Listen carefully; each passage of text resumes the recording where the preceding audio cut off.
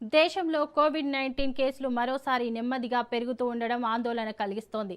వాతావరణంలో వస్తున్న మార్పుల వల్ల వచ్చే సాధారణ జ్వరాలు, ఫ్లూగా భావించి చాలా మంది కోవిడ్ లక్షణాలను నిర్లక్ష్యం చేస్తున్నారని, దీనివల్ల వైరస్ వేగంగా వ్యాపించే ప్రమాదం ఉందని వైద్య నిపుణులు హెచ్చరిస్తున్నారు. ఏ చిన్న అనుమానాస్పద లక్షణం కనిపించినా స్వీయ వైద్యం చేసుకోకుండా వెంటనే పరీక్షలు చేయించుకోవాలని సూచించారు.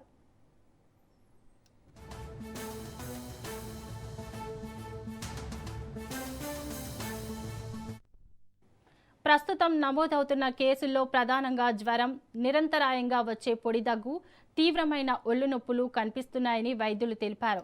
వీటితో పాటు విపరీతమైన అలసట, గొంతు నొప్పి, వాసన లేదా రుచి కోల్పోవడం వంటి లక్షణాలు ఉంటే ఏమాత్రం ఆలస్యం చేయకుండా ఐసోలేషన్లో ఉండాలని స్పష్టం చేస్తున్నారు.